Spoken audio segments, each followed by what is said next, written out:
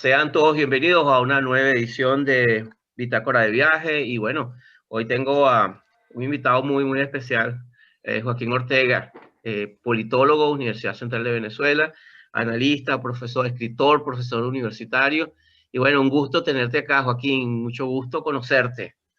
Muchísimas gracias, totalmente contento y bueno, dándole las gracias a los dioses de Internet que nos están favoreciendo hoy.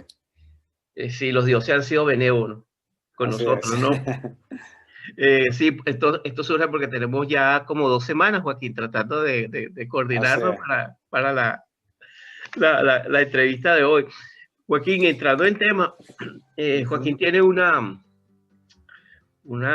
canal que se llama La Butaca Inglesa, que yo de verdad recomiendo verlo. Vale la pena, sí. Es una excelente visión y revisión sobre esto, entre otros temas, de las teorías conspirativas, pero entre todo, otras cosas, el análisis del poder, el poder detrás del poder. Y hay especialmente una de las cosas que captó mi atención, como te decía anteriormente, Joaquín, es el video donde haces un análisis sobre el Joker. Los que están viendo el programa y que les interesa el tema del Joker, Batman, yo de verdad les recomiendo que vean el análisis que hace Joaquín. Lo voy a colocar debajo del link en la descripción del programa. Y hace una cantidad de reflexiones interesantes acerca del Joker. Te confieso que cuando yo lo escuché, lo he escuchado muchas veces. Así como que dice, al principio me quedé en shock, ¿no? Se Así, volvió loco, dijiste tú. no, en lo absoluto. No, es así como que dice, what? Pero esto tiene sentido para mí. Pero en el fondo tuve que revisarlo muchas Sí. veces porque es denso.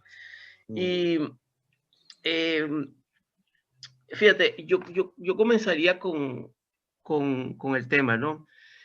Eh, a mí me llama la atención el tema del Joker, sobre todo esta última película del 2019, por la manera como fue lanzada. Fue lanzada de una manera impresionante, o sea, la publicidad que se invirtió fue enorme.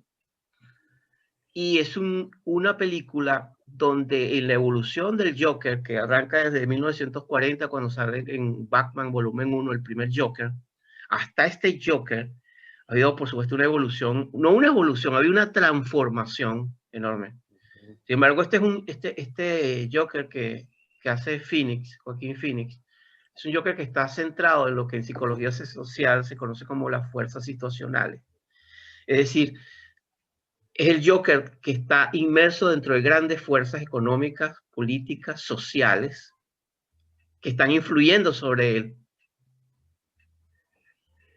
Y en medio de eso surge un Joker que hay una especie como de justificación, el contexto social y económico justifica al personaje según la narrativa de la película.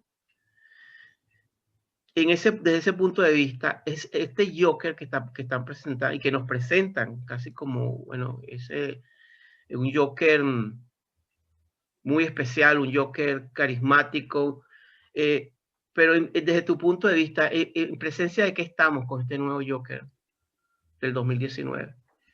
Bueno, fíjate que una de las cosas que siempre ocurren desde el punto de vista de las narrativas audiovisuales, desde el punto de vista de la cultura pop, es justamente la reinvención del personaje. En este caso, vemos a un personaje que está, como tú bien lo dices, situacionalmente expuesto a un contexto y a una biografía, y lo que se trata de hacer, al menos en esta perspectiva, es tratar de sensibilizar al espectador hacia una serie vamos a decirlo así, de pequeños detalles que tiene su personalidad. Es decir, es una minoría porque es un niño abusado, es una minoría porque es un hombre que no logra el éxito en el trabajo, es una minoría porque tiene un desorden emocional y necesita bioquímicos, es una especie de descastado. Es decir, mucho de lo que aquí ocurre es tratar de generar empatía con un personaje que naturalmente vemos como un individuo maligno que se enfrenta al héroe. Es decir, la fuerza del héroe reside especialmente en la fuerza que tiene al frente la villanía. Es decir, eres tan potencialmente héroe, eres cada vez mejor héroe en función de tu villano, ¿no? Es decir, es la idea del conjunctio oppositorum, como diría Jung, ¿no? Y la idea, pues, de la fuerza y la contrafuerza en términos narrativos, ¿no? Tiene que haber un blanco, tiene que haber un negro en sentidos de visión de contrapunto. ¿Qué ocurre con el caso del Joker de Todd Phillips? Que es una de las reflexiones que ahí hacemos, es que está enmarcado inevitablemente en una narrativa política. Cuando decimos una narrativa política, estamos hablando de un discurso político, en donde se invierte la labor de los personajes que ya conocemos, y esta película pudo haber sido Joker o pudo haber sido cualquier otra. El punto es que utiliza a los personajes de DC Comics que ya están dentro del imaginario colectivo y los revisita y los reinventa. Es algo que ha venido haciendo la izquierda desde hace mucho tiempo con el tema del posmodernismo y la deconstrucción, en donde tomas un concepto, lo vacías de contenido y le pones otro nombre. Ocurre, por ponerte un ejemplo, lo hacen mucho Hart y Negri.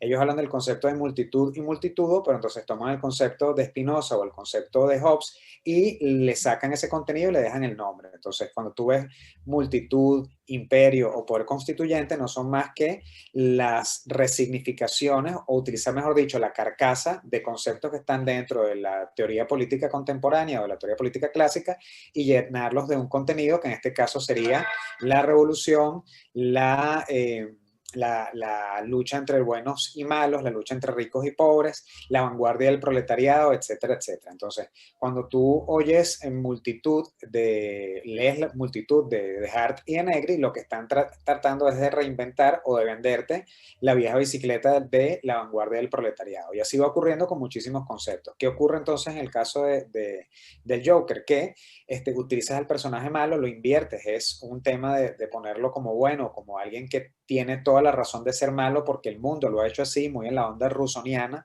en donde los seres humanos son buenos y es la sociedad quien los convierte en malos.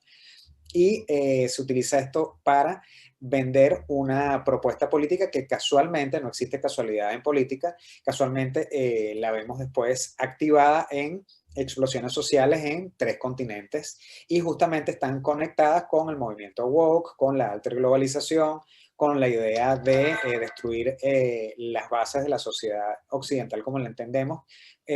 Vamos a decirlo así, la sociedad occidental como ha venido creciendo después del capitalismo, pero que tiene unas bases inevitables también en el feudalismo e inevitablemente en el mundo grecorromano. Es decir, matar al padre es lo que siempre trata de hacer Marx y Engels, y no es casual pues que la idea de la comuna sea una mujer para 20 o 30 machos, y el niño entonces que nace de ahí es de la comuna. Es decir, la idea comunitaria, la idea del comunismo, la idea de la comuna hippie es profundamente antirromana, anticristiana, y por supuesto es antihumana, porque de alguna manera nosotros crecemos en función de aquellos elementos en los cuales podemos vernos reflejados: papá, mamá, hermano, etcétera, etcétera. Eso en paralelo también se va viendo con toda la reinvención de la sexualidad, ¿no? Todo lo que entendemos como la agenda LGBTQ+, o LGBTQ+, que no significa que cuando uno la critique está haciendo algo desde un punto de vista, una revisión reaccionaria, sino que una cosa es entender el mundo LGBTQ+ como parte de la democracia y dentro de los conceptos de tolerancia, y otra cosa es que se conviertan en obligación y en términos militantes. Es decir, tú puedes aceptar todas las minorías siempre y cuando esas minorías no te obliguen militantemente a hacer lo que ellos tienen entendido como que es el bien de su propio grupo o tribu, ¿no?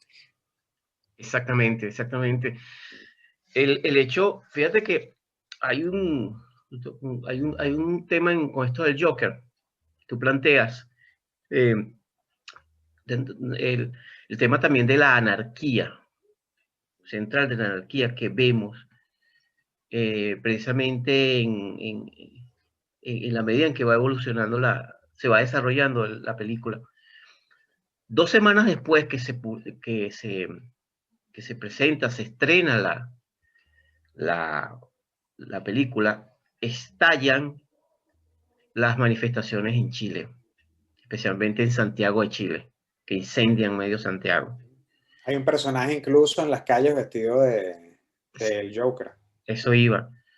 Comienza sincrónicamente, luego España. y luego vamos a Estados Unidos. Lo que me llama la atención de lo que me dejó ver la media, de lo poco que me dejó ver la media, es que precisamente habían patrones visuales en esas protestas que parecían, pero casi que calcadas de la película, incluso máscaras. ¿Eso es casual o es sencillamente parte de mi imaginación, de mi fantasía o mi paranoia? ¿Qué piensas tú? Bueno, desde el punto de vista del realismo político, siempre a mí me gusta mucho citar a Raymond Aron, y Raymond Aron decía que la política es el arte de los planes elaborados y de las decisiones sin retorno. No hay nada en política que no haya sido elaborado. Puedes tener un plan más o menos flexible, puede ser un plan que pueda deshacerse en algunos módulos, pero el largo plazo o la visión, misión y objetivo siempre van a estar alineados con una propuesta que te has hecho desde el principio. Entonces, en términos políticos, nada más alejado de pensar que hay casualidades en la vida. Por supuesto, hay patrones que se pueden copiar indistintamente, como ocurrió en algún momento también con algunas revueltas en la primavera árabe, donde se usó la máscara de V de Vendetta. Entonces, bueno, ahí es cuando uno empieza a conectar mucho de lo que ocurre en los cómics y mucho de lo que ocurre en la propuesta política de Alan Moore, que justamente Alan Moore es el que reinventa al Joker. Por supuesto, hay otros autores más que también reinventan el cómic del Joker, pero también vemos que él es el escritor de V de Vendetta, donde también hay una base Interesante. anárquica muy importante, ¿no? Hay una base muy importante de anarquismo político. Entonces, bueno, hay un anarquismo político para la libertad y hay anarquismos políticos en contra del Estado per se y anarquismos políticos en contra de la máquina, el neoludismo, ¿no? Pudiéramos poner uno frente a otro con distintas obsesiones y necesidades. Podemos poner a Yuna Bomber, a Theodore Kaczynski en un sitio, y podemos poner a Arthur, el personaje de Joaquin Phoenix en el Joker, y son como de alguna manera rostros de la misma moneda, son los lados distintos de la moneda, mejor dicho. Uno está en contra de la máquina, es neoludista, es anticomunista, es proindividualista, y por el otro lado el Joker pareciera que es alguien que inicia una revolución sin querer, pero que en última instancia está construyendo una suerte de tribu mundial, si pudiéramos llamarlo de alguna manera, en donde Exactamente. distintos clanes se adaptan a sus realidades para atacar a un enemigo único que es el Estado.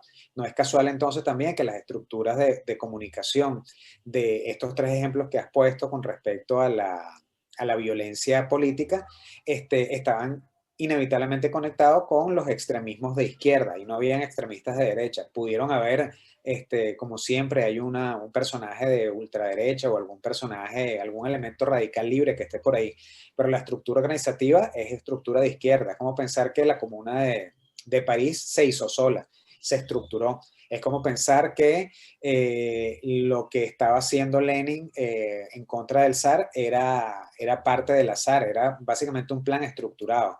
Cuando leemos a Curcio Malaparte en su texto clásico Técnicas del Golpe de Estado, sabemos que no se da puntada sin dedal, entonces siempre se ataca a los puntos neurálgicos del poder.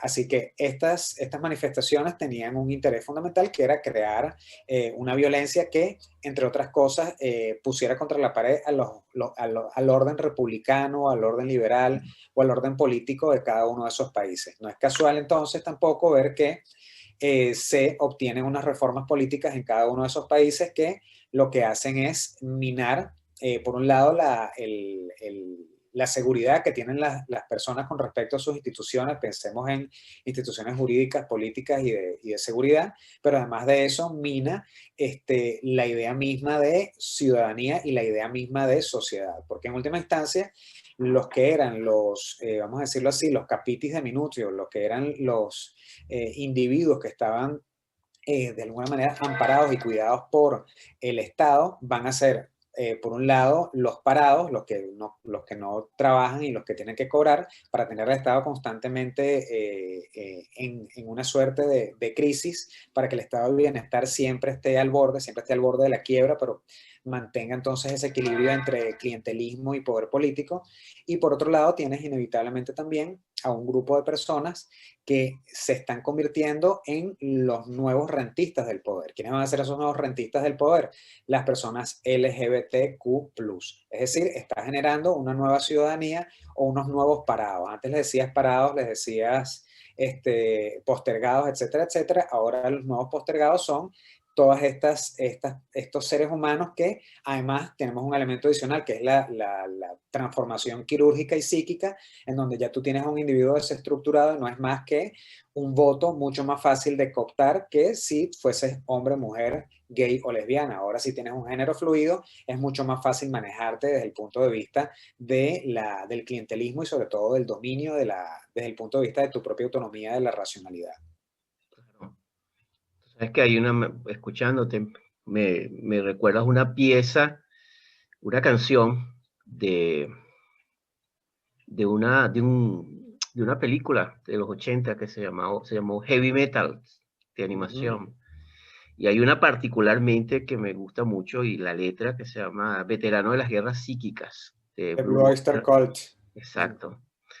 Y parte, es como que estuviéramos en medio de guerras psíquicas, a veces tengo la Tal cual. impresión. Bueno, fíjate que la lectura de la ciencia ficción siempre ha servido, al menos metodológicamente, para aventurarnos a qué es lo que va a ocurrir. Es el marco de los what if, de los contrafácticos en las ciencias sociales.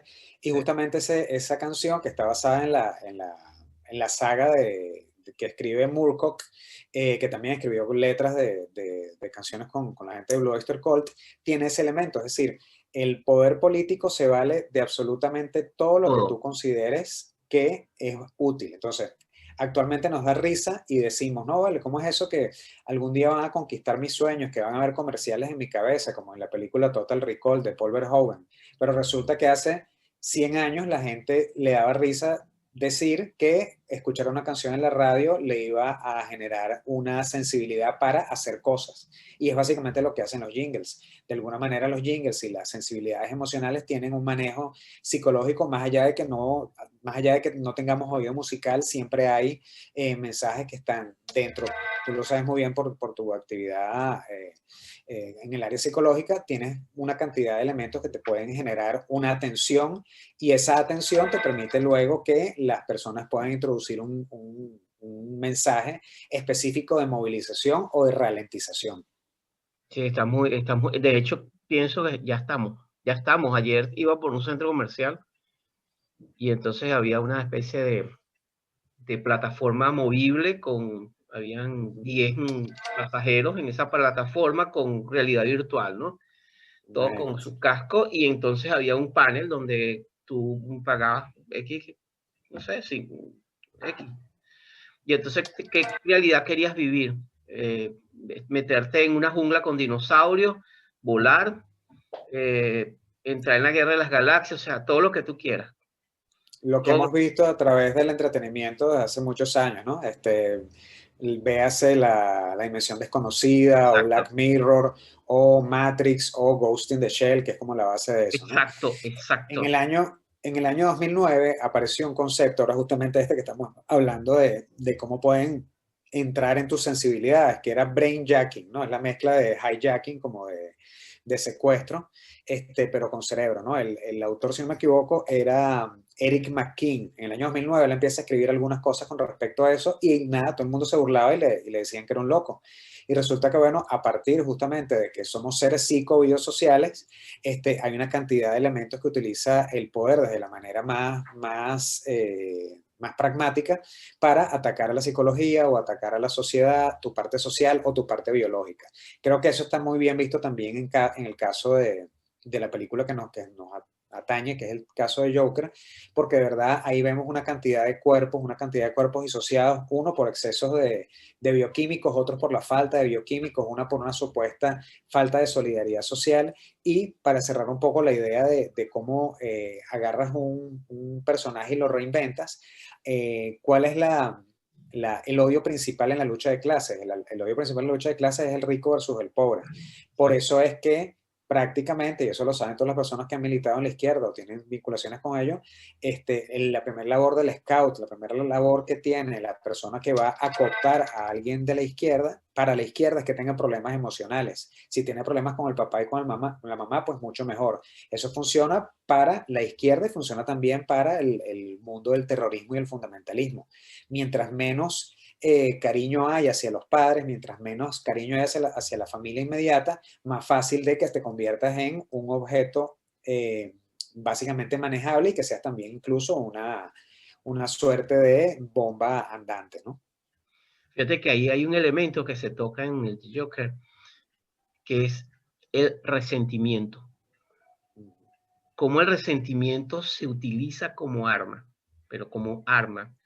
No solamente cuando se enfocan en cómo se va transformando este personaje que es Fled en el Joker, es también a nivel de la sociedad, cómo eso dispara esa rabia y un resentimiento de resentir, ¿no? Ahí profundo. Y que, de hecho, sabes que hay no tengo acá, no recuerdo acá el nombre, es un psiquiatra norteamericano que planteó que las ideologías socialistas eran, o sea, las personas que pertenecían a ese tipo de ideología tenían que estar catalogadas dentro como una enfermedad mental, es decir, el socialismo como una enfermedad mental. Increíble, sí. Y está planteado, de hecho, el libro se habla poco y lo silencia un poco, pero él da una cantidad de elementos porque básicamente su estudio es sobre el resentimiento. Y se llega a unos niveles de resentimiento tan grandes que inhabilita la capacidad de tener pensamiento reflexivo. Ese pensamiento reflexivo, el cual pareciera que cada vez es más perseguido y exiliado, ¿no? Así Y es. yo, perdón, Joaquín, adelante. Sí, no, disculpa. El exiliado, sí. O sea, es el elemento del exilio, o sea, en cuanto al pensamiento reflexivo. Pero fíjate, Joaquín, yo te quiero decir algo, y esto es acerca del Joker. Yo terminé acá un máster, en una maestría en trabajo social, ¿no? Eh, y una de las razones porque yo tengo mucho tiempo trabajando en el área esto de trabajo comunitario y con refugiados, etcétera, etcétera, etcétera, personas con trastorno mental. Y la maestría pensé yo me iba a dar un background más amplio sobre mis carencias, porque yo vengo de un background profesional como médico. Cuando yo terminé el máster, una de las cosas que me dejó es que dije, yo estuve haciendo una maestría en comunismo. Es decir, todo el cuerpo, pero lo que le agradezco a esa maestría que yo hice, ese máster, es que me permitió entender hasta qué punto están penetradas en las instituciones, en la educación, en las universidades, que serían templos, uno supuesto, de reflexión, de generar pensamiento libre, reflexivo, generativo. No, es un adoctrinamiento donde al final los fulanos papers, los fulanos trabajos de investigación o académicos terminaban casi una propaganda. Terrible porque lo vemos también ahorita desde el punto de vista de las ciencias duras, ¿no? Ocurre en las ciencias blandas y ocurrió en la Unión Soviética, en donde no podías publicar cosas que fuesen en contra del realismo socialista, ¿no? Actualmente hay una cantidad y una discusión con respecto al tema de, no digamos el nombre porque No te preocupes. el algoritmo nos puede leer, ¿no? Pero bueno, el bicho este que está en el ambiente, hay una cantidad de elementos de ese virus que está en el ambiente que, bueno, que están sustentados, muchos de esos papers, en ningún tipo de De nada. lógica, ni siquiera de método científico, lo que implica que cada vez que lo pones en prueba vas a correr el riesgo de que te demeriten o que simplemente venga pues la multitud de las redes sociales a tratar de callarte como un enjambre.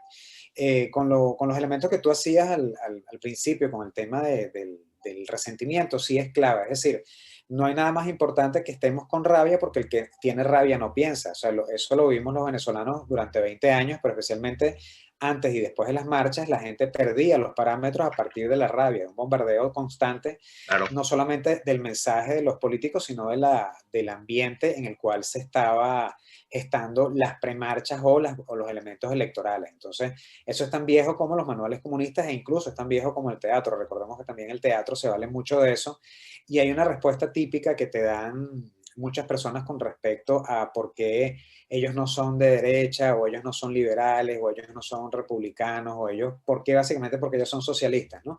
Y siempre te hacen el mismo cuadro, te hacen el mismo acting, que tiene que ver con decir, es que yo repugno desde todo mi centro, desde mi ser, yo no puedo ser no puedo ser liberal porque me vomito. Entonces, ese acting es repetido. O sea, yo estoy escuchando eso desde que veían mis tíos comunistas niños hasta alumnos de 18 años. Es decir, eso es parte del manual y es parte del proceso de catequización. Hay un famoso autor que se llama Eric Voegelin que descubrió de una manera sumamente clara y lo explicó de una manera muy interesante, pero muchas veces no es tan conocido en los medios sobre todo de divulgación de política. Eric Voegelin descubre los paralelismos que existen entre la Iglesia Católica y entre el comunismo. Entonces, la Iglesia Católica tiene una estructura, tiene un papa, tiene unos sacerdotes, tiene unos obispos, tiene unos mártires, y ese modelo se pasa a la Iglesia Católica. De hecho, Lenin así lo hace. O sea, es tan importante para Lenin entender la Iglesia Católica que ellos dijeron, tenemos que tener un papa, tenemos que tener un profeta, que en este caso es Marx, y tenemos que tener el que hace el volanteo. Por eso él escribe qué hacer, que es el trabajo periodístico y el trabajo propagandístico, más que periodístico, con respecto a una idea repetida 1000 veces.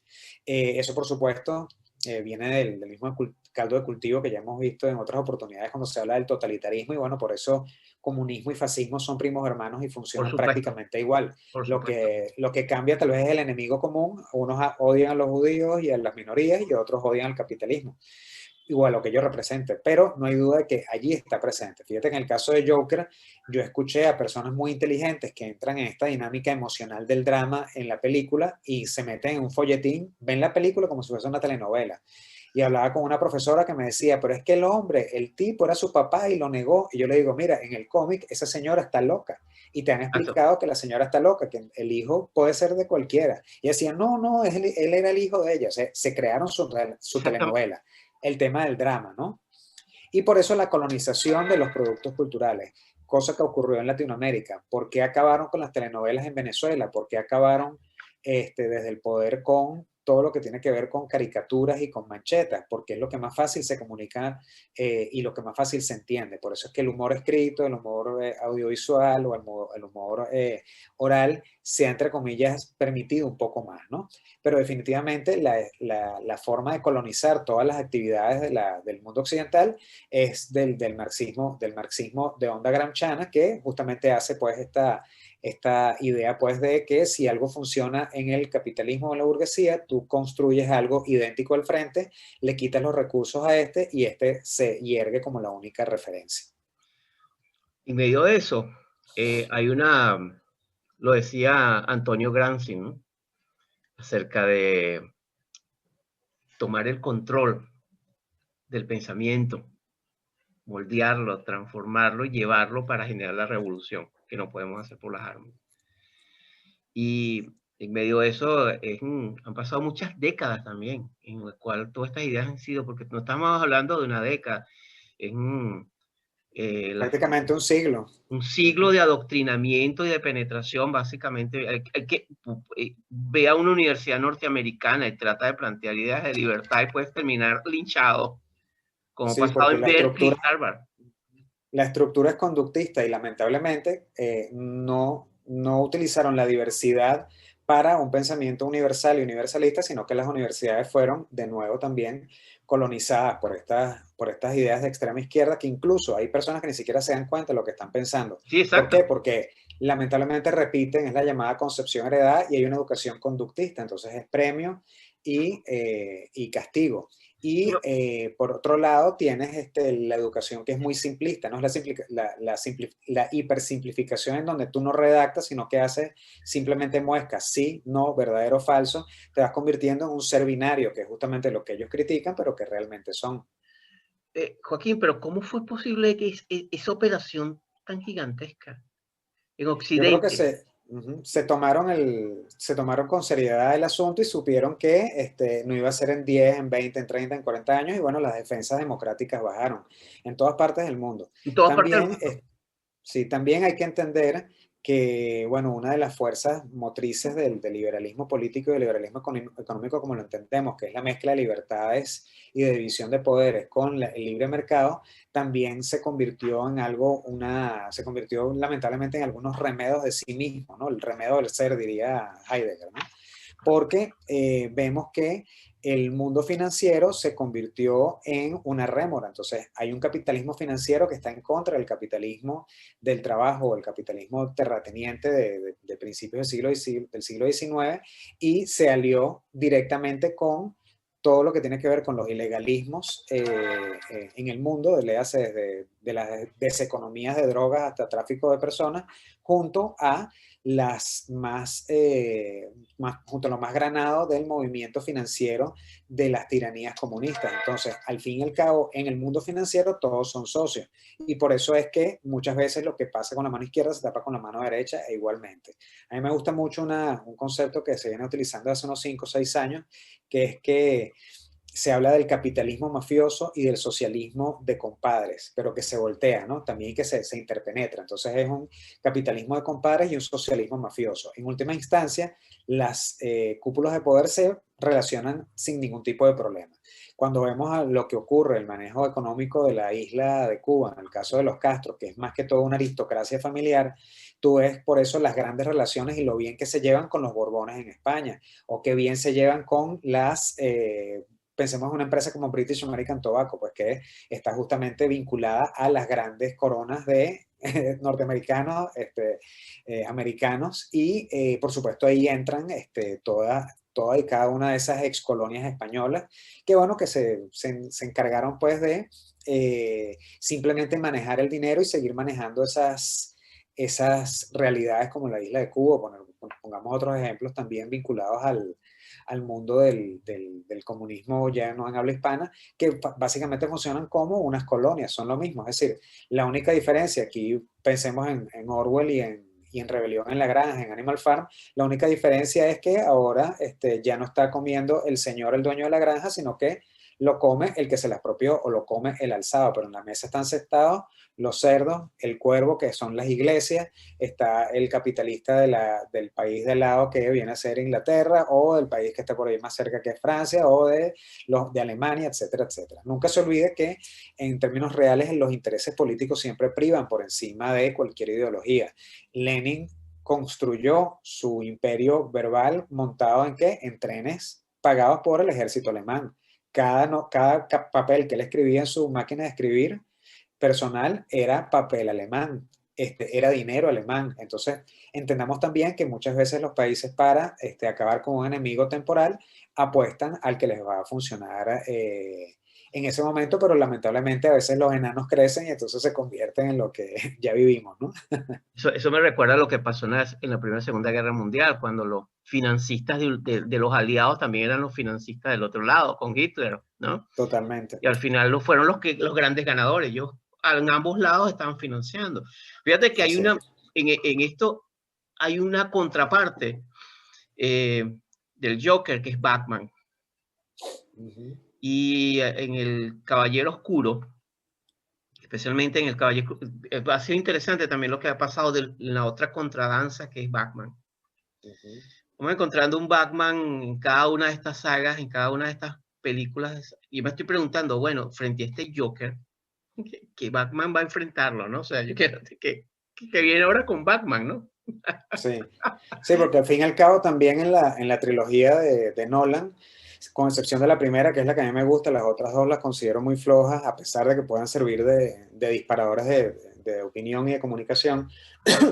Es un Batman debilitado, es un Batman quebrado, es un Batman inútil. Y sabemos que Batman originalmente, si nos atenemos al cómic, es básicamente un detective, y un detective es difícil que se deje ganar por el enemigo, siempre tiene un pie más adelante, ¿no? O sea, conocemos la sagacidad de cualquier detective profesional en cualquier parte del mundo, ¿no? Además de eso, bueno, tiene recursos, es un millonario, cuenta con un psychic que no es un muchachito, sino que es Alfred, que le maneja su mundo interno, más allá de sus traumas y más allá de su búsqueda de justicia, más venganza que justicia.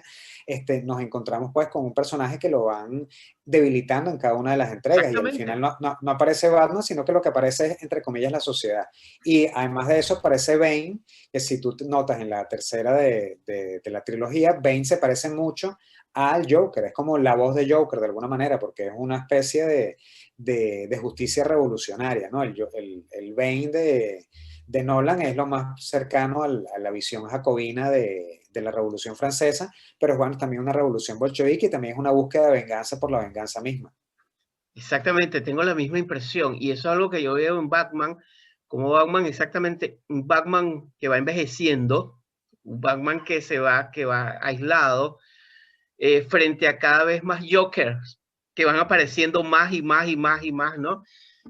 También a veces me llega la metáfora como un momento en el cual Batman y el Guasón se sientan y se van a tomar un trago juntos frente a un stripper y van a contar los billetes, ¿no? Se van a repartir los billetes y en medio de eso es una metáfora de Ciudad Gótica que a veces tengo con lo que están llevando, ¿no?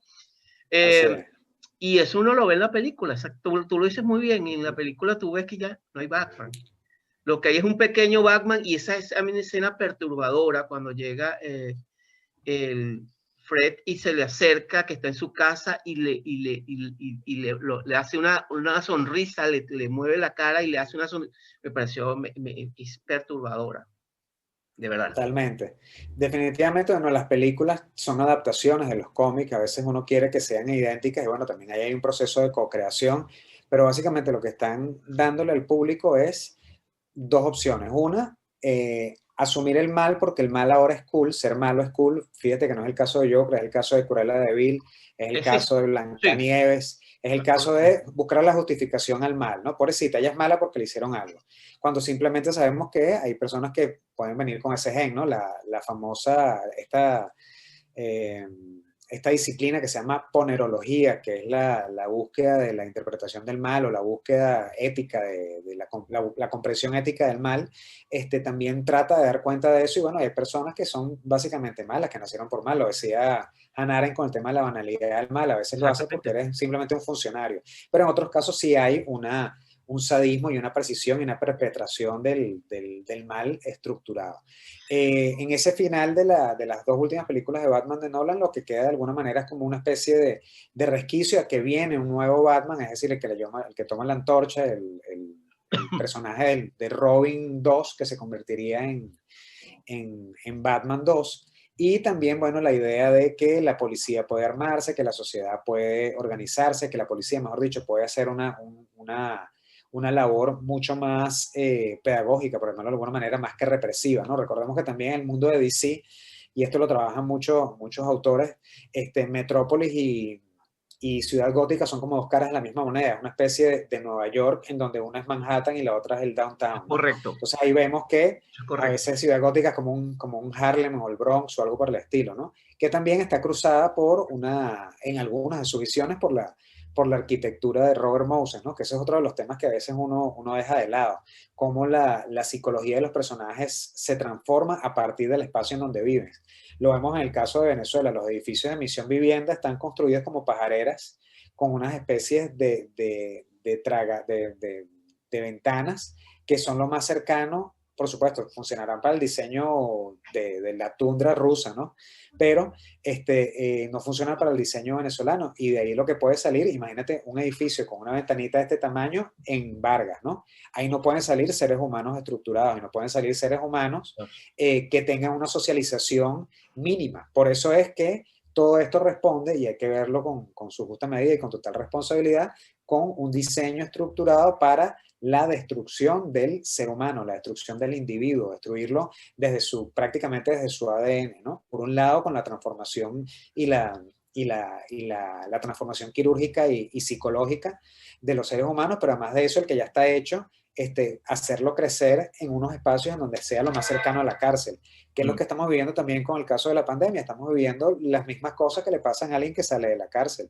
Uno sale con miedo, le tiene miedo al otro, no sabe si sacar el dinero, no sabe si hablar, no quieres quitarte la máscara. Son los mismos patrones del encierro. Es una especie de... yo lo decía en un artículo, lo llamaba esto el marketing del terror. Este evento, también lo llamamos evento C en la butaca inglesa. El tema del virus no vino solo, primero vino una campaña de terror, de mercadeo, para que entonces el miedo te bajara las defensas y te morías de cualquier gripe o de cualquier cosa. Entonces, bueno, ahí hay muchos elementos que lo ponen a uno a pensar que esto no es suelto, no es necesariamente una red de relaciones pensadas desde el más alto poder, pero inevitablemente lo hacen reflexionar. Y nada mejor que la duda para ser un ser humano con un escepticismo sano que también te permite vivir y no creer todo lo que ves, ¿no? Ni todo lo que oyes, ni todo lo que lees. Joaquín, tú planteas al Joker como, aquí lo leo, precisamente aquí lo tengo, como una promesa crística invertida. Ujú. Ahí iríamos de alguna manera a una visión ya más teológica política. Fíjate que el bien y el mal se invierten dentro de los patrones del comunismo. Es decir, ahora, ¿quién es el que tiene el dinero en el caso venezolano? El que tiene el dinero ahorita en el caso venezolano no es el que trabaja, sino el que roba, el narcotraficante, el que vive de la extracción y de la minería. Es más fácil tener dinero y mudarte a los mejores sitios de Caracas actualmente siendo un delincuente que con el trabajo normal del ahorro o del comercio legal. Entonces ahí vemos una inversión del bien versus el mal, estricto sensu. Lo vemos constantemente cuando las personas desarmadas son asesinadas y entonces dicen el agresor y el otro lo que tenía era un escudo de cartón o era una señora caceroleando, ¿no? Cosa que hemos visto nosotros en el caso de Maritza Ron desde el año 2000 más o menos fue eso, ¿no? O posiblemente antes, ¿no? Por esos años. Entonces, bueno, los asesinatos políticos se convierten también en una forma de demostrar que el que tiene el poder va a hacer todo lo sádico y todo lo perverso para transformar incluso la realidad y la memoria de las personas. Ya no solamente eres un preso político, sino que eres un asesinado o incluso peor, eres hasta olvidado. Entonces, en el caso de Joker, como una promesa crística invertida, lo que estamos viendo es también otro subtexto, que es el subtexto de las iglesias satánicas, las iglesias del mal por el mal mismo, la Ahí se ponerología. iba. Y ahí vemos que definitivamente hay muchos elementos en esa película donde hay puntos de quiebre y puntos de desarrollo, plot points, que conectan al Joker como una especie de figura crística o de anticristo. Ha vivido prácticamente toda una especie que conectan al Joker como una especie de figura crística o de anticristo. Ha vivido prácticamente toda una especie de purga, de vía crucis, pero un vía crucis que no lo resucita para el bien, sino que lo resucita para el mal. Sí. Y donde también planteas que él comienza a desarrollar fuerza, pero hacia el polo inferior, hacia la sombra. La sombra va creciendo. Fíjate que eso conecta, hace resonancia con la sombra colectiva que hay en uno. Así. Por eso el gancho del Joker, a mí me llamó mucho la atención, sobre todo la cantidad exactamente de gente inteligente, bien informada, como prácticamente hizo del Joker con la película su héroe, ¿no? Así como que veo el Joker de manera diferente y esto está allí y a mí me llamó la atención precisamente cómo mira, tienes un gato acá, ¿cómo se llama?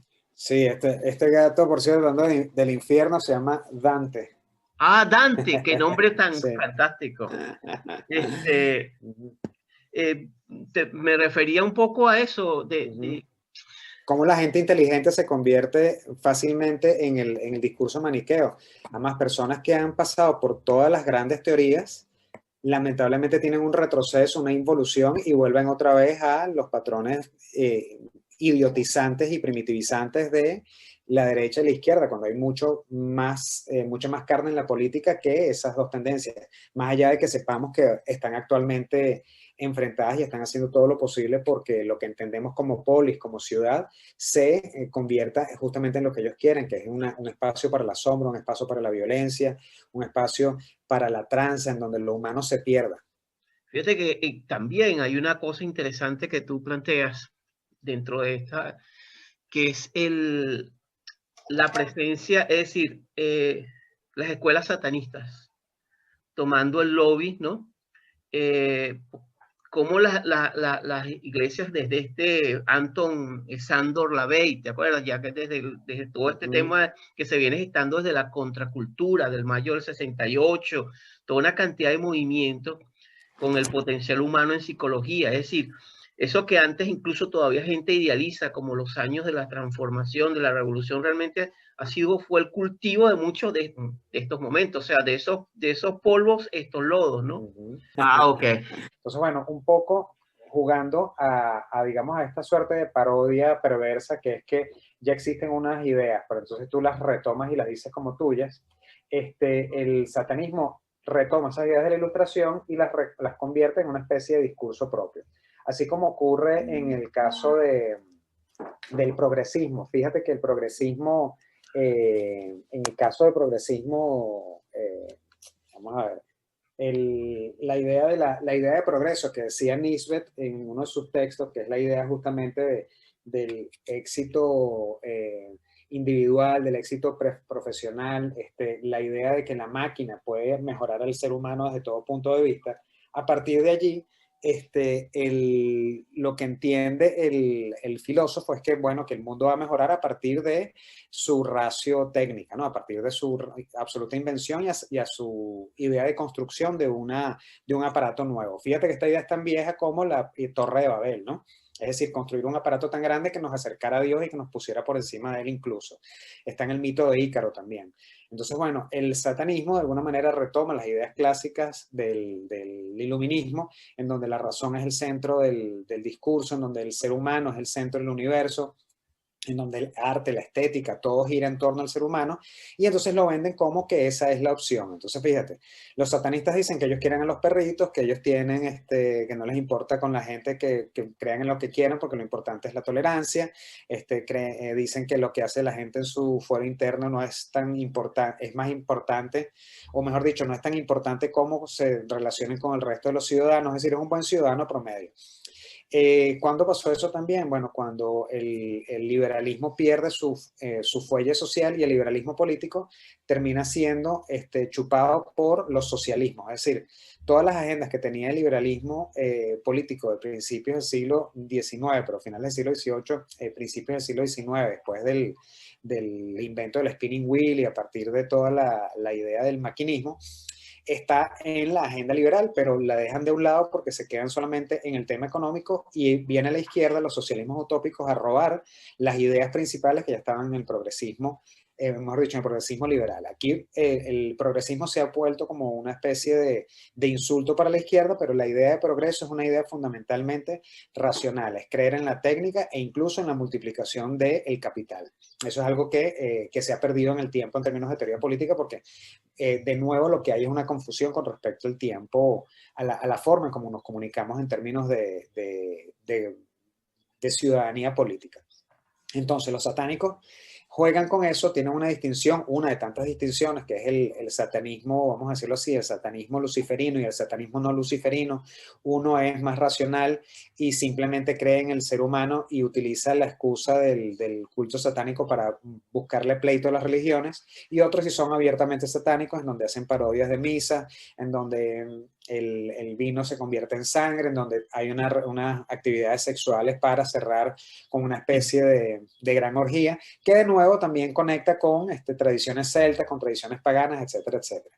Correcto. Hay vamos a decirlo así, una unión bien interesante también con la idea de la magia, ¿no? Hay un famoso científico que se llama Jack Parsons, que él tenía este interés con el tema de la magia vía Aleister Crowley, con la vía de Telema.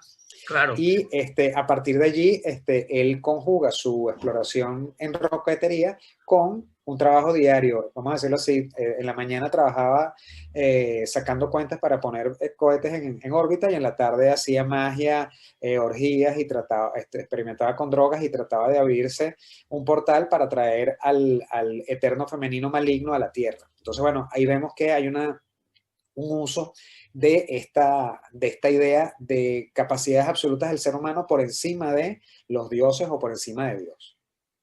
Me llama mucho la atención porque yo tuve una entrevistada, una excelente periodista argentina, Laura. Ella escribió un libro llamado Harry Potter, o el delator del mundo de las sectas, o delator del mundo de las sectas. No sé si lo viste. Interesante. No, lo voy a mandar. Quiero verlo. Ella plantea, ella ha sido una investigadora acerca de la obra centrada en Harry Potter.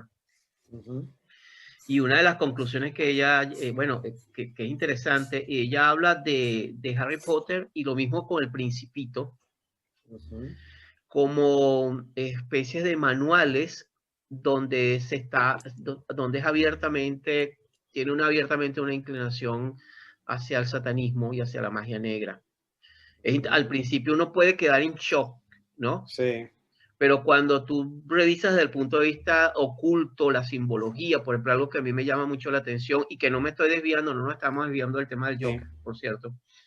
Es porque, por ejemplo, yo me pregunto como adulto y como padre, cuando tú, por ejemplo, ves una película de Harry Potter y ves que la saga se va haciendo cada vez más oscura y donde hay unas voces gluturales hablándote en un idioma que no sabemos en fondo, yo me pregunto, bueno, ¿realmente qué me están queriendo comunicar aquí? ¿Qué me están queriendo decir a mí? ¿No? Y fíjate que es interesante porque desde que sale toda la obra de Harry Potter, y ya en Estados Unidos, ya antes de los 60 ya había un movimiento satánico, pero el movimiento ha sido impresionante después, sobre todo esto del 68. Lo impresionante es cómo se han disparado el número de escuelas y de sectas satánicas a través del culto de Harry Potter.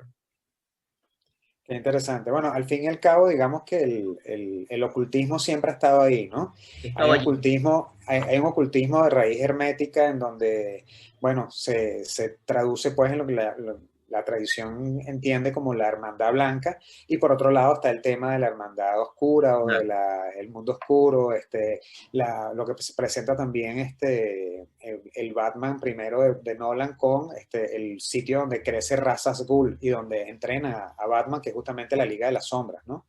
Entonces, bueno, eso está ahí presente, tú lo llamabas muy bien el tema de la sombra que tenemos los seres humanos, nuestro inconsciente colectivo, y bueno, al fin y al cabo es la raíz del bien y del mal, ¿no? Podemos crecer hacia arriba, pero también podemos crecer hacia abajo vía las raíces, ¿no? Que a veces las raíces pueden ser oscuras, no necesariamente, pero digamos que esta dicotomía puede ayudarnos, ¿no? Ahora, sin duda, el tema del satanismo está ahí presente porque son lobbies, personas muy importantes que a su vez tienen una forma de vida. Esto es merchandising. Fíjense que en el caso de Harry Potter, ¿quién hace más dinero en todo ese conglomerado? ¿J.K. Rowling, que escribe los libros, o los que hacen el logo de Hogwarts, o los que venden el muñeco, o Impresionante. los que sacan una cantidad inmensa de libros que son los que tienen que ver con los embrujos, etcétera, etcétera? No, uno siempre echa broma con el Expecto Patronum. Cuando la computadora se daña hay que decirle Expecto Patronum, ¿no?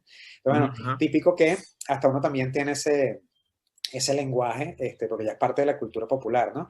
Por supuesto, también hay que tener cuidado porque así como hemos dicho en otras oportunidades, la paranoia es peligrosísima, ¿no? O sea, Claro. uno se consigue y ve lo que quiere, ¿no? Uno puede ver el mal en todos lados, puede ver el bien en todos lados y puede conseguirse básicamente para lo cual ya también estás programado. Yo sí siento que en el caso de Harry Potter, hay una cantidad de elementos importantísimos, incluso de psicología, ¿no? Porque creo que Totalmente de acuerdo. en el prisionero de Azkaban hay un ejemplo maravilloso en donde Harry Potter cree que está viendo al papá del otro lado del lago y es el mismo, pero en el futuro, ¿no? Y ese es un ejercicio que se utiliza justamente también para ayudar a personas que han sufrido traumas sexuales o algún tipo de trauma en la infancia, ¿no? En donde se desdobla el yo de la juventud o de la niñez y vas a ver al yo adulto en donde él ya le dice que todo está bien, puedes cruzar, te das un abrazo contigo mismo y haces esa integración. Entonces, bueno, ahí hay muchísimos elementos importantes porque además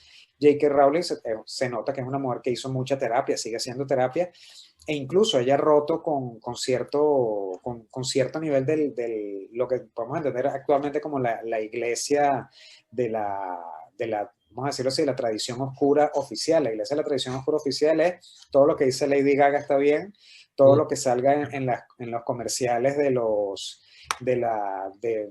las empresas de moda está bien, y ella justamente por no llevarle el juego a la agenda LGBTQ plus de una manera totalmente orgánica, ha sido también execrada de algunos de esos ámbitos, ¿no? Entonces creo que ahí es interesante, es como pensar un poco en el mago de Oz, ¿no? La bruja buena y la bruja mala, a lo mejor estamos en presencia de la bruja del este y la bruja del oeste, y no nos hemos dado cuenta de esas luchas que en última instancia son lo mismo, ¿no?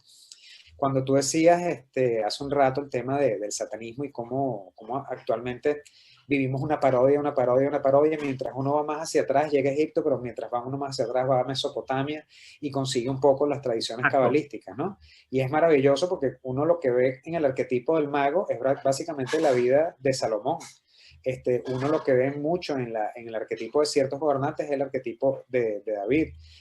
Hay una hermosa tradición cabalística, un cuento cabalístico que dicen que para graduarte digamos, de alto nivel dentro del Sanedrín, tú tenías que aprender a levantar muertos, es decir, tú resucitabas gente, por eso es que dicen que a ellos no les sorprendió en su momento que Jesucristo resucitara muerto porque ellos lo hacían. El asunto es que tenías que resucitarlo y después volver al cadáver a su posición original, ¿no? Entonces, bueno, ahí vemos que es la tradición del vudú, pero en una cultura que es totalmente ajena, que es una cultura semítica. Entonces, en última instancia, creo que lo más interesante de todo esto es que los lobbies se organizan en función de grandes relatos y grandes metarrelatos. El punto es que a veces se nos escapan en la visual. Joaquín, estamos volviendo a una nueva edad media con tecnología del siglo XXI. ¿Qué piensas? Sin duda, fíjate. Yo creo que sí, hay ese concepto que, bueno, que lo va desarrollando Humberto Eco a finales de los años 80, nos Correcto. tocó mucho a los venezolanos, a veces nos dicen que somos muy ombliguistas, pero es que hemos sido experimentos de muchas cosas, ¿no? Cuando aquí empezaron a aparecer las calles cerradas, era básicamente la Nueva Edad Media, era cerrar y tener unas especies de microcastillos. Cada vez más hay más calles cerradas, cada vez hay más personas que tienen detrás de ellos una carga inmensa de seguridad, un grupo de gente que son como sus nuevos caballeros de la mesa redonda, por decirle algo bonito, aunque sabemos que son otra cosa, ¿no? Está siendo muy Y generoso con la metáfora, con la analogía. exactamente, exactamente. Entonces, bueno, al fin y al cabo lo que vemos es que hay una cantidad de cosas que están pasando en la Edad Media que están ocurriendo actualmente. Fíjate, por ponerte tres áreas, ¿no? El tema de que cada vez vivimos más encerrados, por un lado, el tema de volvernos sobre nosotros mismos, es decir, las universidades, que eran los antiguos monasterios, están desapareciendo y además hay una política para la extinción de las universidades. Y eso implica que nosotros volvamos sobre nosotros mismos. Es decir, al volvernos sobre nosotros mismos, tenemos que estudiar nosotros o buscarnos un coach o buscarnos un retor o buscarnos una persona que esté por encima, que sea nuestro tutor. Entonces, para bien o para mal, pareciera que estamos viviendo esos momentos, ¿no? Estamos en momentos de peste. Hay una explicación diaria que puede ser científica y puede ser mágico-religiosa o a veces ambas se mezclan. Entonces, eso lo vemos en la literatura, lo vemos en autores como lo vemos en cómics como en Hellboy, lo vemos en Ajá. cómics como V Vendetta, que mezclan pues estos elementos que son mágicos religiosos, pero también estos elementos políticos puros, con elementos totalmente esotéricos, y actualmente ocurre así. De hecho, el poder, sobre todo en Latinoamérica, para el que lo ha estudiado, sabe que tiene un componente absoluto y totalmente desde la psicología social, de la manipulación, pero además de eso se vale actualmente de todas las características de la biopolítica, y se vale a su vez también del poder simbólico, se vale del poder de las nuevas religiones. Es más importante ahorita Claro. ser avalado que ser cristiano, que ser evangélico para tener poder dentro de una estructura burocrática del comunismo latinoamericano. Entonces, todos esos elementos se van conectando con eso que tú dices, que es una especie de nueva edad media, es decir, estamos en un caldo de cultivo en donde aparecerán cosas muy buenas y aparecerán otras que no sabemos todavía porque no le conseguimos el nombre. Sí, eso, Italo Calvino y exactamente, Italo Calvino Ajá. y Humberto Eco ya lo planteaban en los 80, que decía, la humanidad se está moviendo, y ellos lo plantean en esos tiempos de optimismo absoluto, el fin del muro Sí, de la caída del Berlín, vamos hacia un democracia, libertad, prosperidad para todo el planeta. Y ellos así decían, es, hey, siempre, bueno, tú sabes que ahí siempre hay gente que agua fiesta, ¿no? Y decían, así no, es. no No estamos muy de tanto, acuerdo, no estamos muy de acuerdo, creo que así hacia es, una edad media, ¿no? así Con es. Bueno, tecnología, con tecnología exacto, y nanotecnología, pero totalmente. y una distopia también, ¿no? Totalmente, sí, porque al fin y al cabo las nuevas tiranías se valen de todo lo que tienen a mano, son tecnologías de punta que justamente por ser de punta son invisibles para muchas personas. Entonces, al ser imperceptibles e invisibles, tú sientes que no estás siendo observado, pero sí lo es, sí lo está haciendo. Fíjate algo, nosotros tenemos ya casi más de una hora conversando sobre todos estos temas, que están todos relacionados con la película del Joker. Fíjense lo interesante de lo que da el Joker, ¿no? Como análisis, Así es. metoanálisis. Sin embargo, hay una pregunta que me gustaría hacerte, Joaquín, ya más personal. Tú manejando todos estos conceptos, porque eres un investigador y te has dedicado a eso, ¿cómo proteges tu espíritu? ¿Cómo cuidas tu espíritu en tiempos tan complicados, tan Ok, yo difíciles? creo que es difícil para todas las personas. O sea, yo creo que ahorita lo más importante es mantenerse cuerdos, ¿no? de nuevo, el caso venezolano, nosotros hemos sido sometidos a tantas cosas que, bueno, es mentira el venezolano de clase media que no pasó hambre, que no pasó necesidad, que no le faltó electricidad, que no le faltó luz. Es decir, ya existían ciertas clases y ciertas personas en áreas rurales que habían experimentado eso, pero porque habían nacido, pero que la clase media fuese sometida a un experimento neototalitario jamás, ¿no? Entonces, bueno, creo que en este tiempo uno ha hecho, y ahí me pongo ya en primera persona, uno ha aprendido mucho a respirar profundo y a meditar. Creo que eso es importantísimo. La meditación y el silencio interno es clave para que de alguna manera se cese vamos a decirlo así, el ruido exterior. Creo que hay muchísimas religiones y muchísimos métodos religiosos que te pueden ayudar. Si eres católico, puedes rezar un rosario. Si te interesa profundizar en cómo formar el espíritu, puedes leer los ejercicios espirituales de Ignacio de Loyola. Si te interesa el Zen, buscas el silencio y buscas también el punto interno. Si vas más hacia lo confucianismo, por ahí llegas también. Si vas hacia el lado de las artes marciales, eso da, ¿no? Creo que cada quien puede encontrar un punto clave de esto. Lo importante es no atiborrarse porque lo que más le puede ocurrir a cualquier persona es la sobresaturación de información, que es lo que ocurre en las redes, ¿no? Tú puedes leer muchas cosas, pero tienes que leerlo con distancia para no creértelo. Y además, bueno, tratar de sistematizarlo. Tal vez en términos universitarios uno aprende mucho a sistematizar el conocimiento y en términos de ser profesor uno tiene que hacer una cantidad inmensa de carpetas mentales y llevas metiendo cosas, ¿no? Hay cosas que no entiendes hoy, las entenderás mañana, pero las dejas ahí guardadas. No devanarte los sesos porque al fin y al cabo también eso es un desgaste, ¿no? El pensamiento continuo es un desgaste innecesario. Ahora, definitivamente, creo que hay muchas personas que necesitan y hay que hacerlo una vuelta a la fe y una vuelta a la maravilla de Dios, ¿no? La palabra temor de Dios no es tenerle miedo a un ser superior, sino reverenciarlo y darle su justo lugar, que estamos por debajo de su creación, a pesar de que somos el pináculo de sus jugueticos y de sus inventos, por decirlo de alguna manera. El ser humano está, en términos judeocristianos, somos el pináculo de la creación. En este caso, la mujer sería el pináculo de la creación porque sale del hombre. Entonces, bueno, nada, si la creación cierra con la mujer, hombre y mujer son y dos elementos complementarios y perfectos y perfectibles. Entonces, bueno, allí entra puesto una discusión que definitivamente ya pasa por el fuero interno. Pero definitivamente el silencio es clave, la fe es clave y entender que así como existe mucha buena voluntad y mucha bondad, existe lo contrario. El mal tiene rostro humano y al darnos cuenta de eso también nos podemos proteger de una manera mucho más efectiva. Eso es muy bueno. Eso yo creo que es trascendente.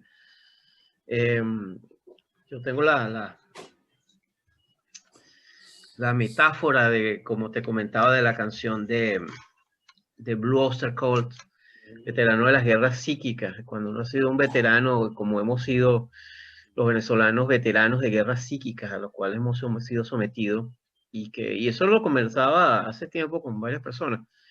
Es más fácil que en el exterior tú te encuentres y te entiendas con un croata, con un polaco y puedes entenderte cuando tú dices comunismo y te dices, ok, inmediatamente el código es que te puedas entender que con un latinoamericano. A veces el latinoamericano no entiende absolutamente qué es eso, o sea, qué estás hablando, ¿no?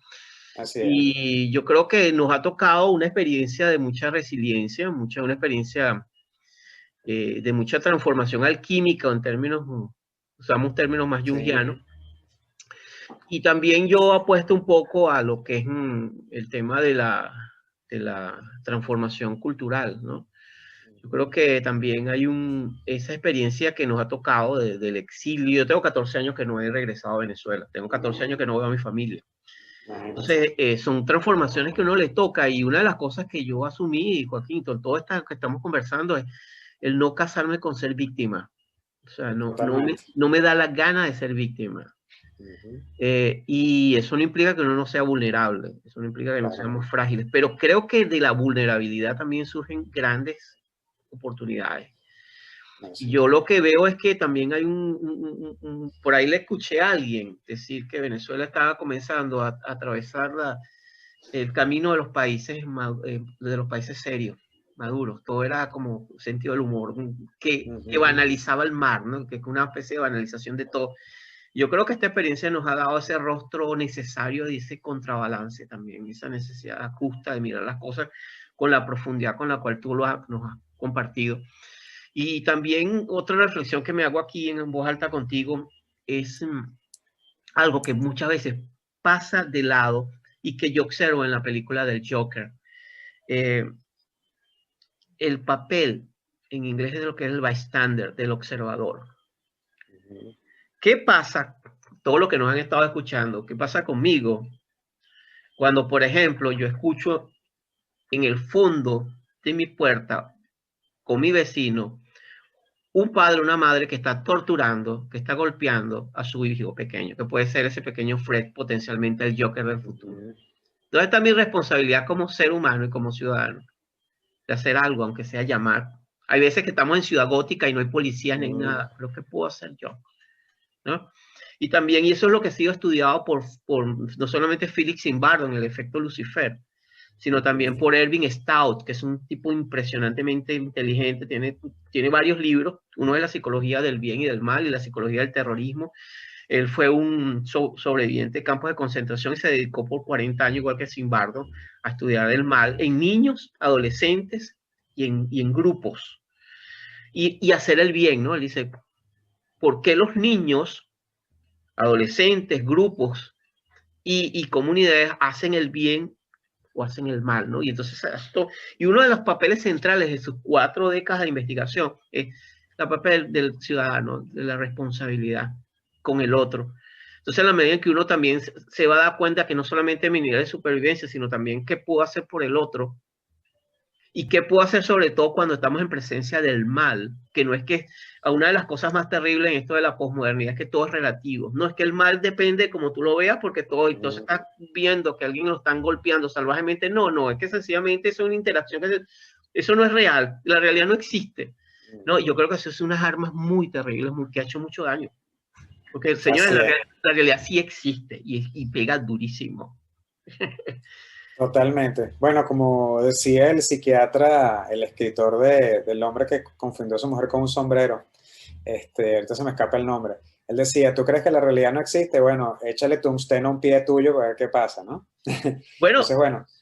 La realidad lo demostró el virus. Tú no has visto ninguna de estas asambleas religiosas, para no usar nombres y no ofender cultos, ¿no? Pidiendo diezmos, ni todo es online o Zoom, y mándame mi dinero vía Zoom. ¿No? Así es, totalmente. Es mejor la seguridad, la distancia social. Se acabaron los milagros, ¿no? No. El milagro es que caiga la transferencia. El milagro de o del PayPal, ¿no? Exactamente. Fíjate que tú hablabas del tema del mal y ahí hay como una contraposición bien interesante, ¿no? O sea, parafraseando a Kant, nunca hay tanto mal en el mundo que tú no puedas hacer el bien o una buena acción, ¿no? Ahí tenemos el caso de los nazis y, bueno, la gente que guardaba y escondía a los perseguidos políticos o religiosos o raciales del nazismo, ¿no? E igualmente ocurre con el ejemplo de Dogville, ¿no? Dogville de Fontrier es básicamente una sociedad en donde la gente se aprovecha de alguien porque puede, ¿no? Entonces, bueno, están esos dos extremos. Podemos actuar con muchas luces o podemos actuar con muchas oscuridades. Definitivamente, en el caso de Venezuela, hemos salido de la adolescencia política, por supuesto, hay unos matices todavía terribles porque le hicieron terriblemente daño a un par de generaciones seguidas que, bueno, que salieron maltratadas, violadas, asesinadas, traumatizadas, y otros que quedan en el país que, bueno, que tienen que entender y ya entendieron que alzar la voz o decir las cosas equivocadas son parte, pues, de un libelo que te puede llevar a una mazmorra, ¿no? Entonces eso creo que es importante también, ¿no? Hablar con mucho sentido común y darse cuenta de la realidad del poder político cuando quiere aplastar al oponente. Entonces eso nos ha llevado y nos ha sacado de alguna manera de esa adolescencia política. No a todos, pero ha ocurrido.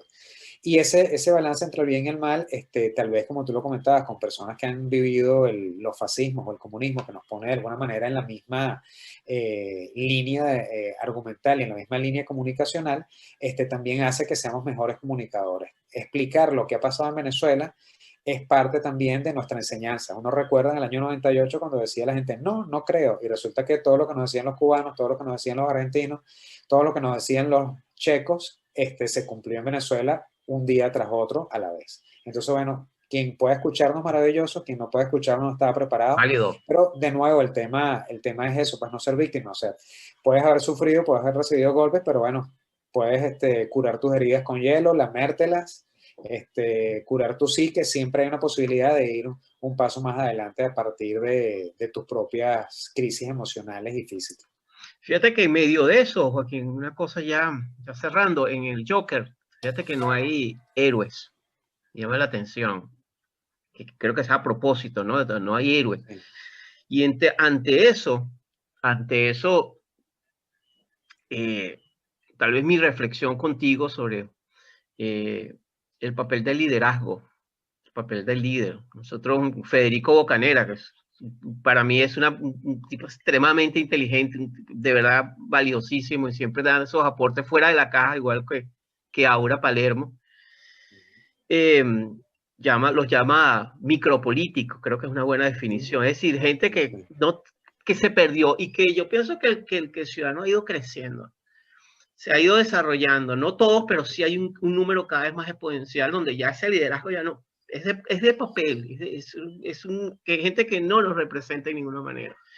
Pero en medio de esto, yo creo que la gran experiencia del Joker, viéndolo con una reflexión como la que hemos tenido hoy, es también el papel mío como persona, que también mirar más allá de las dicotomías entre Batman y el Joker, es encontrar que en una ciudad gótica donde lo que tenemos son guasones y Batman sentados en la misma mesa, en un stripper, repartiéndose el botín, es al ciudadano el que le toca crecer, desarrollarse, aprender, madurar.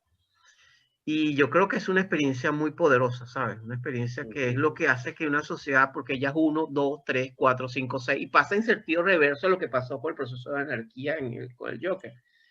Comienza un proceso de maduración, de reflexión, que esperanzadoramente, no puedo decir todos, pero hay un buen grupo que eso puede ser la diferencia entre tener una vida con significado, como diría Víctor Frank. Así es. Sí, lo más importante es eso, pues tratar de generar una masa crítica y creo que progresivamente está ocurriendo y hay cada vez más personas que no se comen las informaciones oficiales, que tratan de pensar por sí mismos, a veces se pierden en un mare magnum de informaciones Lógico. y elementos paranoicos y conspiranoicos, pero definitivamente hay mucha más verdad en digamos, en el movimiento de ese ruido comunicacional de lo que uno cree. Poco a poco lo va consiguiendo. Y en términos cuánticos también hay que pensar que en lo que uno observa termina convirtiéndose. Entonces, nada mejor que buscar el orden, nada mejor que buscar la propia verticalidad emocional y de vida para que eso también se refleje en el exterior, a pesar de todas las vicisitudes, ¿no? Hay una frase muy bella que siempre me llama la atención y me parece que es preciosa de Homero, una de las frases que está diciendo Odiseo cuando están en uno de los tantos mares picados, le preguntan que dónde están y entonces él le contesta a sus marineros, no sabemos dónde estamos, pero no sabemos dónde está el puerto, pero hay que seguir navegando. Entonces, estos son momentos en donde no se ve el puerto, pero hay que seguir navegando. ¿Cómo seguir navegando? Seguir todos los días con una estructura mínima de organización, ciertos rituales, respetar al otro, quererse a sí mismo, tratar de conectarse con los demás. Lo que en el interior de nuestro corazón nos dice que no es bueno, no es bueno, por más allá de que te digan que es bueno, por fuera, aunque hay una inmensa capacidad de bombardeo de información. Si lo que te dice tu fuero interno no es así, hay que escuchar también la voz de la intuición. Estos son tiempos en los cuales la racionalidad se va a volver cada vez más intuitiva, por llamarlo de alguna manera. Vamos a interpretar el mundo con una cantidad mayor de percepción y bueno, lo decía Borges, al fin y al cabo uno no consigue los libros, sino que los libros lo consiguen a uno. Entonces, poco a poco llega el maestro, poco a poco llega el libro y hay que mantenerse sanos, cuerdos y sobre todo con las capacidades humanas básicas de amor y de empatía que son los que nos separan de la mayoría de los seres humanos que están actualmente actuando con una racionalidad de fines y con unas relaciones transaccionales, que es lo que priva en la economía y en la política. Y tal vez esa sea una manera muy interesante de mirar al Joker, sin Sí, al rendirnos final, sin rendirnos en la fascinación y el trance hipnótico, el hechizo hipnótico que genera el Joker y mirarlo como lo que es, ¿no? personaje Sí. que está enfermo y que hay que cuidarse para que no reactive o no se conecte con las sombras que hay en uno. Así es. Y esa película está destinada también a generar un clima emocional que nos bajara las defensas y nos Exacto. permitiera de alguna manera estar eh, casi que de manos cruzadas frente a la violencia organizada. De todas maneras, esa película también tiene a su vez una cantidad de semillas interesantes, ¿no? Sí, sí, sí. Está el joven Bruce Wayne que crecerá y se enfrentará a, a ese personaje tan perverso. Está el mundo policial también allí latente, en donde siempre hay un policía profesional que trata de hacer lo mejor que puede su trabajo. Y también hay unos elementos allí presentes que muchas veces no queremos ver no, por lo visto, en principio no lo podemos ver porque está en primer plano siempre el caso del, del Joker como personaje central. Y es que, de nuevo, o sea, los dolores y las equivocaciones te pueden llevar hacia un punto en el cual tú eres el que decides. O sea, el Joker podía subir o bajar las escaleras, podía subir las escaleras para verse desde otra posición y tal vez salvarse a sí mismo a través de una superación del ego, o puede irse hacia abajo, hacia lo más bajo de sus pasiones humanas, que es básicamente lo que él hace al final, ¿no? Está contento porque saca fuera de sí todo el dolor y toda la rabia, y eso es, básicamente se convierte pues como la película de Cronenberg de Brute, en donde la violencia se va reproduciendo de una matriz, de una matriz humana. Sí, es fascinante. Joaquín, muchísimas gracias, de verdad, por la oportunidad. Gracias a ti. De verdad que ha sido una experiencia muy, muy significativa poder compartir contigo con esa profundidad. De verdad que tocar el tema del Joker es difícil porque no quedarse en la superficialidad es fácil, pero profundizar y los elementos que tú nos has dejado son sumamente valiosos. Te agradezco profundamente eso y bueno, espero tenerte en otros próximos encuentros futuros. Muchísimas gracias, así será. Mil gracias, Félix, y bueno, de nuevo, gracias por la oportunidad y espero que pronto conversemos de nuevo. Y que surjan más, que salgan pronto más butacas inglesas que son Así fantásticas. es. Dios mediante, y pronto tendremos una nueva temporada. Maravilloso. Ok, muchísimas gracias a todos y en conexión.